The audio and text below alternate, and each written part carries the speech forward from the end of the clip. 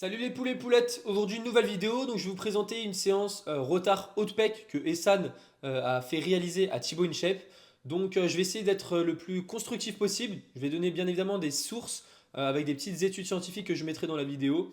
Et voilà, donc je vous laisse regarder, vous me dites ce que vous en pensez dans les commentaires, n'hésitez pas, je prends tout retour, au contraire ça fait plaisir. Et voilà, allez c'est parti.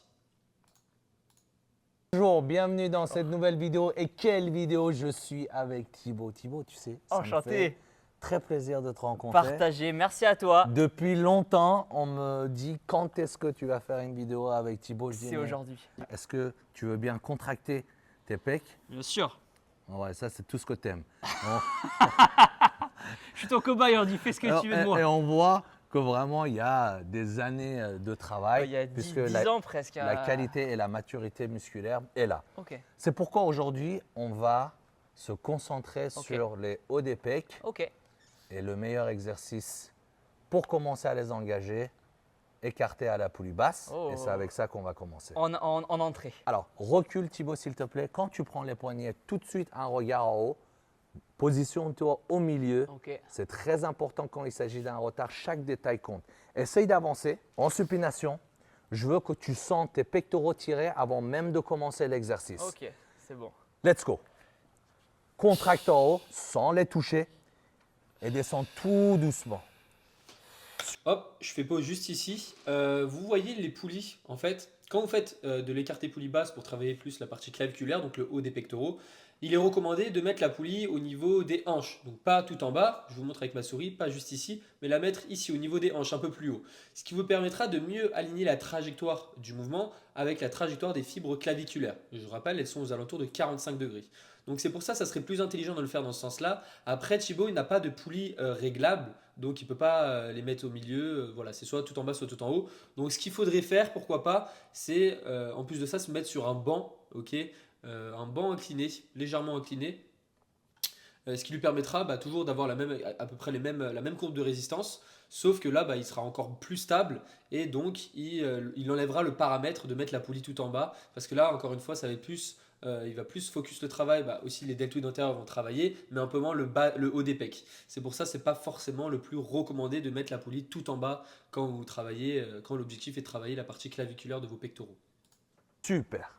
Et 2. Et 3. Parfait. Et 4. Et 5e, reste en haut. Et contracte avec toute ta force. Et 1. Et 2. Plus haut. Et 3. Et 4. Et 5. On repart sur 5 reps. Et 1. Encore. Et 2. Et 3. Et 4. Et 5e, on reste 5 secondes en haut. Plus haut champion. 2, 3, c'est mou. Voilà. 3, 4, 5. Donne-moi encore 5 reps. Encore 5. Encore 5. Allez. Et 1, c'est bien, ça commence. Et 2. Ça commence. Et 3. Et 4, c'est bien. Et 5e, je reste en haut. Tends les bras. Bon, du coup là en fait il fait de l'isométrique, c'est-à-dire qu'il va maintenir une contraction pendant 5 secondes dans ce cas-là, en haut du mouvement. Est-ce que c'est nécessaire? Non. Est-ce que vous allez avoir plus de gains musculaires en faisant ça? Toujours pas. Donc est-ce qu'il y a un but à réaliser de l'isométrique lors de ces exercices, surtout 5 secondes en haut comme ça en fin de série? Non, il n'y en a pas. Le but c'est d'être suffisamment proche de l'échec musculaire, ok? C'est pas en rajoutant de l'isométrique pendant vos séries qui va réellement vous permettre d'avoir des changements en termes d'hypertrophie. Donc portez vos séries proches, voire à l'échec musculaire, mais ne faites pas de l'isométrique, maintenir longtemps une contraction, il n'y a pas d'utilité, vous allez peut-être plus sentir vos muscles, mais encore une fois, ce n'est pas forcément le meilleur facteur pour dire si un mouvement est bien ou non. 2e série. Ok. Thibaut, à chaque répétition, je veux un pic de contraction. Concentre-toi. Ok. Là, on ne travaille pas la force. Ok, D'accord? Je veux que tu essayes une méthode différente. ok, Force, bien sûr, Ok. c'est nécessaire, mais surtout concentration. ok. Allez, avance. Mets-toi en position de base. Allez, concentration. 1, recule. Et 2, c'est bien. Pic de contraction à chaque rep. 1, encore. Plus haut. Et 2. 3. 3, c'est bien. 4. 4, c'est bien. 5. 5. Allez, encore. 6. 6. Allez, il y a du jeu. 7. 7. Allez, encore. 8. 8. Allez, encore. 9. 9. 10. Et sans technique. Donne-moi ce que tu peux. Bon, là, il utilise une technique. Bon, est-ce que c'est intéressant de vouloir faire des demi-reps? Dans certains cas de figure, oui. Mais là, en l'occurrence, dans ce cas-là, non. Tout simplement pourquoi? Le but, ça va être de standardiser ces répétitions. C'est-à-dire que chacune de vos répétitions doit être à peu près de la même technique, la même exécution. Tout simplement, ça vous permettra de plus calculer votre surcharge progressive sur le long terme. Là, en faisant ça, ça peut un peu tout chambouler. Donc, ce n'est pas forcément la meilleure idée. Vous pouvez le faire si vous le sentez, si vous aimez ça. Mais encore une fois, ça ne restera pas supérieur à une amplitude complète. Ok. Il y a certaines études qui nous montrent que des amplitudes partielles, dans certains cas, ça peut être bien. Mais là, en l'occurrence, dans ce cas-là, ce n'est pas forcément la meilleure chose à vouloir intégrer, surtout sur un écarté poulie basse. Là, j'en vois. Complet, complet. 1, envoie. Et 2, c'est bien. 3. 4. Encore. Allez, donne-moi 5 reps. 2. 3. 4. Et relâche tout doucement. Allez, tu pouvais encore gratter une rep. Hein. Ah ouais, allez, parce que c'est toi. Attends. Allez, on va chercher, parce que c'est toi. Allez, 2 reps pour moi. 2 reps. Une pour toi, une pour moi. Et 2, c'est Et pour les bien. caméramans. Et 3. Et pour la copine. Oh, ça, c'est bon, ouais. Ah, Allez, mets-toi au milieu. ok. Contracte tes pectoraux. Là, croise-les. Croise-les. Encore. Tu peux. C'est bien. Super. 1, 2, 3, 4, 5. Encore. Force. Super. Bon, est-ce que c'est un intérêt de vouloir contracter le muscle que vous venez de solliciter justement après votre série de travail? En fait, dans un objectif hors compétition, je ne pense pas qu'il y ait un grand intérêt, ok? Parce que vous n'allez pas plus recruter de fibres en faisant ça, vous allez surtout accumuler de la fatigue inutile. Donc je ne pense pas que ça soit réellement important. Mais après, peut-être dans un objectif de compétition, il y a des raisons, je pense, pour notamment préparer le corps à l'effort lors du jour J.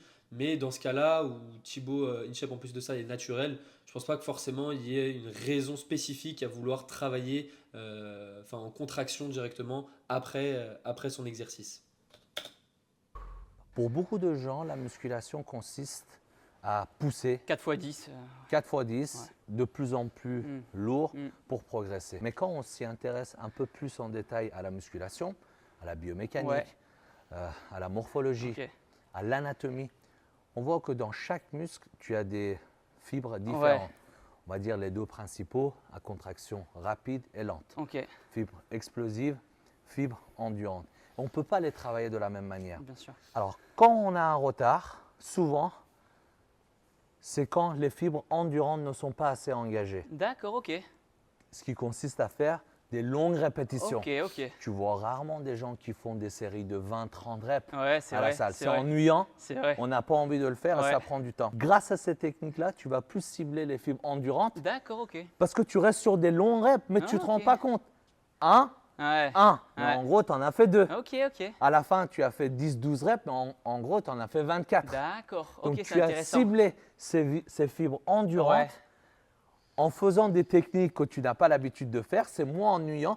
Et surtout, comme c'est des techniques, tu dois rester concentré. Bien sûr. Ok. Et ça, par expérience, c'est très efficace. Ok, c'est intéressant. Très bien. Non. En fait, dites-vous quelque chose. Les fibres de type 1, les fibres lentes, ne vont pas plus s'accentuer parce que vous faites de longues séries en fait. Au contraire, en fait, maintenant la littérature scientifique nous montre que réaliser des séries longues ou des séries courtes, à partir du moment où votre effort est proche, voire à l'échec musculaire, vous prendrez du muscle. Pareil, on a une étude qui a été faite aussi sur les mollets, donc les gastrocnémiens et solaires, les muscles de vos mollets. En gros, un groupe de personnes qui faisait 20 à 25 répétitions et l'autre groupe qui faisait 10 répétitions à peu près. Et en fait, ils ont comparé ces deux groupes de personnes à la fin de l'étude et on voit qu'en termes d'hypertrophie, ils ont gagné à peu près la même masse musculaire, exactement la même chose. C'est pas parce qu'un muscle a plus de fibres de type 1 qu'il faut forcément faire de séries plus longues. Nous, non, ce qu'on veut, c'est vraiment avoir cette tension mécanique, donc à rapprocher son effort proche, voire à l'échec, et c'est tout. Là, le fait de plus vouloir augmenter ces répétitions, il n'y a pas vraiment de sens, ok? Il n'y a pas d'intérêt, à part si vous aimez vraiment faire ça, si vous aimez faire de longues séries ou bien évidemment vous préférez. Ok, vous préférez faire ça et si ça vous permet d'avoir une meilleure technique, pourquoi pas. Mais dans un cas de rattraper un retard ou quoi, il y a vraiment zéro intérêt à vouloir faire des séries longues, tout simplement car en plus de ça, ça vous accumulera beaucoup plus de fatigue nerveuse sur le long terme. Troisième série, Ok, explosif ok, et 3 secondes dans la phase excentrique. ok. Ok? Allez, let's go. Contracte. 1, 2, troisième, tu repars. 2, 1, 2, 3. 1, 2, 3. Allez. 1, 2, 3, c'est bien. 1, 2, 3, t'as fait la moitié. 1, 2, 3, c'est bien. 1, 2, 3. Il en reste plus. 1, 2, 3. 1, 2, 3. 1. Donne-moi 5 reps. Bon, du coup là, ce qu'il fait, c'est-à-dire qu'il contrôle 3 secondes la phase excentrique. Est-ce qu'il y a un intérêt de contrôler autant ces répétitions ou pas? Non, en fait, il n'y a pas d'intérêt. On nous montre encore une fois qu'à partir du moment où votre effort est suffisamment proche de l'échec musculaire, que vous contrôlez ou pas vos répétitions, les résultats en termes d'hypertrophie seront les mêmes. Attention, je ne vous demande pas de relâcher complètement lorsque vous faites votre écarté poulie basse, mais légèrement contrôlé. Pas besoin de contrôler sur 3 secondes comme ça. Ok, il n'y a pas trop d'intérêt encore une fois. Vous pouvez le faire encore une fois si vous préférez ça, mais c'est tout. Sinon, vous n'allez pas gagner plus de muscles parce que vous contrôlez ou pas. Vous n'allez pas recruter différemment vos fibres musculaires parce que vous contrôlez. Non, ça c'est du bullshit. Sans technique. 1, c'est bien. 2, 3, 4. Reste en haut. 5 secondes. 5 secondes. 1, 2, 3, 4, 5. Relâche tout doucement. Tout doucement. Tout doucement. Tout doucement. Ah, super. Bravo. Super. Ah. Super. C'est top. Est-ce qu'on peut appeler ça une sorte de pré-fatigue ou pas? Ce qu'on fait ou pas? Non, on est vraiment en attaque là. Je ne mettrais pas ça vraiment comme un exercice pré-fatigue. Je dirais même que c'est un exercice principal Ah, ok, ok. quand il s'agit de cibler les hauts de pec. Du coup, l'exercice de pré-fatigue, encore une fois, ça sert à rien. En fait, la pré-fatigue va absolument rien faire à part, comme son nom l'indique, va vous fatiguer pour l'exercice principal. Donc en général, vous faites un exercice d'isolation à votre exercice de base polyarticulaire. Et en gros, il va vous fatiguer pour le reste de votre exercice, pour le prochain exercice que vous allez réaliser, et vous allez faire moins de répétitions. Donc ça n'a pas d'intérêt. Vous allez plus sentir vos muscles travailler, bien évidemment. Mais encore une fois, la sensation n'est pas un facteur pour l'hypertrophie. Ok, c'est pas parce que vous ne sentez pas vos muscles travailler qu'ils ne travailleront pas. À partir du moment où vous avez une très bonne technique, que vous avez votre surcharge progressive chaque semaine, il n'y a aucun intérêt à vouloir faire de la pré-fatigue. Au contraire, comme je l'ai dit précédemment, ça va vous fatiguer nerveusement et donc ça va vous impacter sur le reste de votre séance. Il a fait un peu chaud? Je vois que ça y est, Attends. 2-3 séries de poulies Ah non, là, tu vas chauffer, congestionnées. là, on va montrer ça, on va montrer la congestion. Allez, on va surtout rester concentré. Bien sûr. Tu vas me faire 6 répétitions Ok. avec toute ta force, des belles séries. Une fois que tu as fait tes 6 répétitions, tu poses. Ok. Je décharge de moins 50%. Ok. Et là, tu me donnes autant de reps que tu peux. Ok. On ne compte plus. Let's go. 1, 2, contracte en haut. 3. Et 6, descends tout doucement.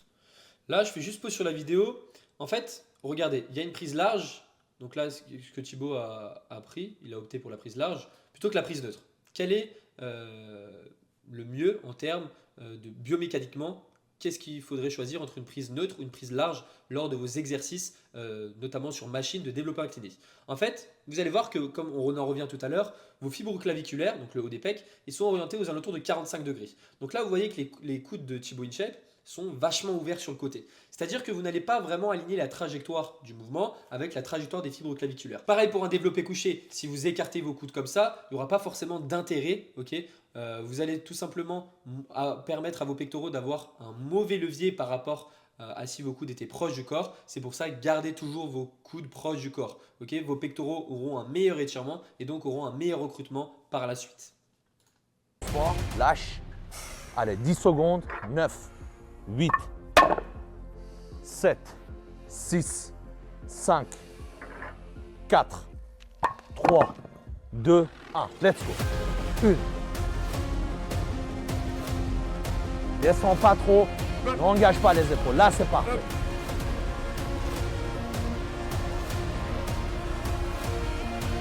Encore. 10. Allez, il y a 1, 2, 3, 4. Encore. Je suis avec toi. Ah putain. Allez, on a 5 repas pour ensemble. Ensemble, on y va. 1, 2, 3, 4 et 5. Reste là. Go, reste là. Allez, tu me dois 5 répétitions. Bon, là, ils font une dégressive. Une dégressive, c'est-à-dire que vous allez baisser votre charge au fur et à mesure de votre série. Est-ce que, encore une fois, ça reste supérieur à des séries classiques? Non. Tout simplement car ça va être plus facile pour vous de standardiser vos répétitions et sur le long terme, encore une fois, ça va être plus facile pour vous de calculer votre surcharge progressive.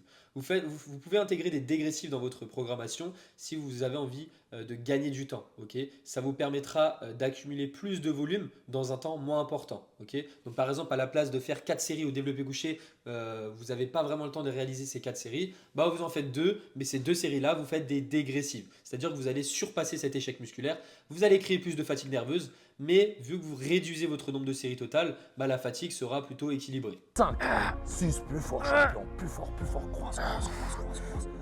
C'est bien.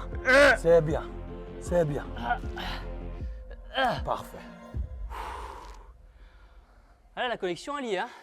Et donc le fait de faire cet exercice de contraction à la fin là, ça permet de recruter encore plus les fibres. Pour moi, quand on a un retard, ça vient aussi avec le fait qu'on n'arrive pas à établir la connexion. une très bonne connexion. La mind-muscle connection. Exactement. Contracter le muscle que tu viens de travailler aide justement à améliorer cette connexion. C'est rigolo ce que tu dis parce que ça fait longtemps que je fais de la muscu, donc maintenant la connexion elle est établie, mais je me suis pété le poignet en moto pour une vidéo et du coup j'ai eu 3 mois d'arrêt vraiment du bras gauche. Et quand j'ai repris la muscu, plus aucune connexion. Et vraiment, je me sentais vraiment comme un débutant qui commence la muscu et qui fait ça, mais sans comprendre en fait ce qui se passe. Et du coup, ouais, elle existe vraiment, cette connexion-là, elle existe réellement. Quoi. Non, cette connexion n'existe pas du tout. La connexion cerveau-muscle n'a été prouvée par aucune étude actuellement. Vous n'avez pas besoin de, encore une fois, sentir vos muscles travailler. Ok. Certes, c'est toujours plus... on kiffe toujours plus nos entraînements quand on sent nos muscles, mais si vous avez tendance à faire des répétitions plutôt courtes, 5-10 reps sur un exercice, vous ne faites pas beaucoup de séries, etc., vous n'allez pas forcément sentir votre muscle. Mais encore une fois, vous devez vous mettre en tête que la surcharge progressive, ça restera toujours plus important qu'une connexion cerveau-muscle. Donc là, cerveau-muscle, ça veut dire que vous allez vous concentrer sur le muscle pour qu'il se contracte, etc. Mais ça, c'est du bullshit. Hein. Vous n'avez vraiment pas besoin de ça. Ça sert à rien en fait. Ça peut juste vous aider à mieux sentir vos muscles si vous préférez vraiment, mais il n'y aura pas d'avantage en termes d'hypertrophie sur le long terme. Et 4, et 3, et 2, et une pour toi, une pour moi. Oh putain. Pour les caméramans. Allez, pour Juju, pour le petit chat. Allez, pour Essad. Allez, c'est bon. Donc là, prêtez attention à sa vitesse d'exécution sur ces dernières répétitions. Vous venez de voir qu'il vient de terminer la phase concentrique du mouvement, donc la montée lors de son développé incliné à la machine, qui allait relativement rapide. Okay, donc il faisait ça. Et quand vous finissez votre série comme ça, vous pouvez être sûr à 100% que vous n'êtes pas allé à l'échec musculaire, voire vous n'y avez été même pas suffisamment proche. Là, on voit qu'il termine la série relativement explosive. Donc c'était une série, à part vous accumuler de la fatigue, bah, elle servira strictement à rien, à part justement vous impacter sur le reste de votre séance. Donc non, nous ce qu'on veut c'est créer ce ralentissement involontaire de la phase concentrique lors de vos séries. Okay, quand vous voyez que vous poussez très fort au développé incliné et que chaque répétition vous ralentissez involontairement, ce n'est pas vous qui ralentissez, c'est votre système nerveux qui va lui ralentir cette capacité d'explosivité lors de la phase concentrique, bah en fait vous allez voir que c'est là vraiment où on va taper dans les répétitions effectives qui sont les 5 dernières répétitions à peu près d'une série portée proche, voire portée à l'échec musculaire. Donc là, il n'a pas atteint ces 5 répétitions effectives et donc ce n'était pas une série effective pour l'hypertrophie. Troisième exercice, développé incliné avec les haltères. Okay. On va revenir sur les 3 techniques qu'on a faites à la poulie basse. Avec une différence, une fois on a terminé la série avec les techniques, on pose les haltères, on prend des haltères plus légères Cool. et là on va à l'échec. Allez. Entre les deux, je te donne 10 secondes. C'est le temps pour que la créatine phosphate fasse la recharge. Bien sûr, ça prend plus de temps, mais en 10 secondes, on fait quand même un peu la recharge, ce qui est nécessaire pour rester dans l'intensité maximale. Alors, est-ce qu'il y a un intérêt à faire ça? Oui et non. En fait, ça va dépendre encore une fois de votre temps. En fait, vous devez vous mettre dans votre tête que toutes les techniques d'intensification que vous pouvez réaliser, vous pouvez seulement les faire si vous n'avez pas le temps de réaliser votre séance. Ça vous permettra encore une fois de rajouter du volume dans un temps moins important. Mais si vous avez le temps de réaliser vos séances, il vaut mieux standardiser l'ensemble de ces séries, ok? Donc avoir toutes les mêmes séries sans rajouter des techniques d'intensification. Donc là, dans ce sens-là, c'est-à-dire que Thibaut Inchep réalisait sa première série avec une charge lourde, pardon, il attendait 10 secondes et il enchaînait directement avec une charge légère. Donc il faisait une genre de rest pause avec un drop set après. Bon, ne faites pas ça si vous avez encore une fois le temps de réaliser vos séances parce que là, le fait de faire ça, vous allez accumuler énormément de fatigue nerveuse, ce qui risque de vous impacter déjà pour le reste de votre séance. Vous n'allez plus avoir assez d'énergie à fournir lors de l'ensemble de vos exercices. Et en plus de ça, sur le long terme, ça peut également vous impacter et créer cette stagnation ou justement une régression sur l'ensemble de vos exercices. Donc s'il vous plaît, ne faites pas ça si vous avez le temps de réaliser vos séances. Dernier exo. Oui. On ne peut pas incliner plus que ça ton banc, Ok. puisque après, ça va être bon couché. Ouais. J'ai pris un haltère Ok. et grâce à celui-ci, Ok. on va obtenir l'angle parfait. Ah. Prends les 2 poids de 10. Non, ce n'est pas pour dormir. Ah. Prends les poids de 10. Là, c'est intéressant ce qu'il vient de faire, c'est qu'il vient de mettre plus. Vous avez vu, il a baissé légèrement son inclinaison pour éviter de trop taper dans les deltoïdes antérieurs. Après, ça peut dépendre également de votre morphologie, de l'inclinaison de votre banc. Mais encore une fois, plus vous allez incliner votre banc, sous forme par exemple de développé militaire, plus vous allez solliciter un peu plus vos deltoïdes antérieurs. Donc là, c'est un peu le juste milieu. Et voilà. Donc combiner cet angle de votre banc avec un angle de 45 degrés au niveau de vos coudes, ça sera parfait pour l'optimisation du recrutement de la partie claviculaire. Bien évidemment, tous vos pecs seront sollicités, mais vous allez mettre un peu plus l'accent sur votre haut de pec. On va passer à la dernière série. Et la dernière série est La plus belle. la plus belle. Donc maintenant que tu as enregistré l'exercice, donne-moi une belle série. Ok. D'accord? Donne-moi 10 belles répétitions pour clôturer la vidéo. C'est parti. Concentre-toi.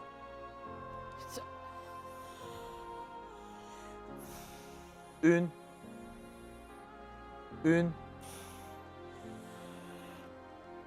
une. Écarte un peu plus. Bon là, je vais tout simplement revenir sur cet exercice. Est-ce que c'est une bonne idée de vouloir combiner plusieurs exercices à la fois? La réponse est non. Ça n'a aucune utilité. En plus de ça, là, on a quoi? On a un écarté haltère, donc bon exercice, ok, ce qui vous permettra d'avoir une forte tension d'étirement lors de l'exercice, donc avoir le plus de tension quand vos pectoraux seront le plus étirés possible. Ok. Après, on va avoir Une. un squeeze press, un espèce de squeeze press. Là, vous allez coller vos haltères, vous allez descendre, vous remonter. Bon, bien évidemment, ça reste beaucoup moins supérieur à un développé couché classique. Pourquoi? Parce que déjà, vous allez avoir un étirement beaucoup moins important et en plus de ça, vous allez taffer énormément vos triceps. Tout simplement car la flexion de coude sera plus importante sur un squeeze press qu'un développé couché avec un angle de 90 degrés au niveau de vos coudes. Et à la fin, il réalise un pullover. Donc pour moi, le pullover, je le mettrai surtout dans vos séances dos. Ok. Dites-vous que le pullover aux haltères, c'est à peu près la même chose qu'un pullover à la poulie. Ça m'étonnerait que dans vos séances, vous faites du pullover à la poulie haute pour travailler vos pectoraux. Ok. Donc dites-vous, vos grands dorsaux seront beaucoup plus alignés lors de cet exercice. Donc le raccourcissement sera beaucoup plus important que vos pectoraux. Vos pectoraux, dites-vous, leurs fibres sont sous forme d'éventail. Ok. Donc c'est-à-dire qu'ils sont plus responsables de l'adduction horizontale. Donc ça serait plus intéressant de travailler vos pectoraux comme ça plutôt qu'un simple pullover. Vous n'allez pas réellement raccourcir vos pectoraux. Donc ne faites pas cet exercice pour vos pectoraux, mais plutôt pour votre séance dos. Donc là, tout simplement, un écarté aux haltères suffirait amplement lors de cet Je exercice. veux voir les filles.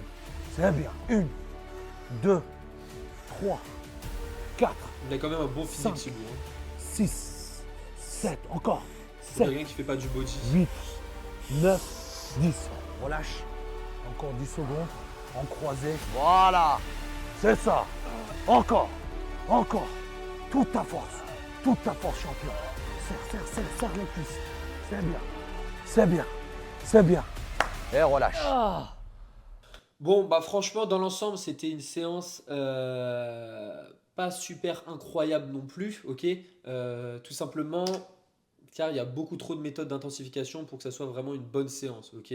Ça va être beaucoup trop difficile de calculer votre progression. Vous allez accumuler beaucoup de fatigue nerveuse, vous allez créer beaucoup de dommages musculaires, donc potentiellement des courbatures, chose qu'on ne veut pas, ok. Concentrez-vous plutôt à la base. 5, 10 répétitions, ok. Vous priorisez cette fourchette de répétitions, vous pouvez faire plus si vous le sentez, si vous préférez ça. Portée proche, voire à l'échec musculaire, avec une très bonne technique. Et voilà, c'est tout, il n'y a pas trop de secret. Trouvez des exercices qui biomécaniquement ont du sens. Et c'est tout. Bon, dans tous les cas, j'espère que cette petite vidéo vous aura plu, que mes avis vous ont plu également. Donc voilà, n'hésitez pas à mettre un petit pouce bleu et à commenter, ça ferait super plaisir. Allez, bisous.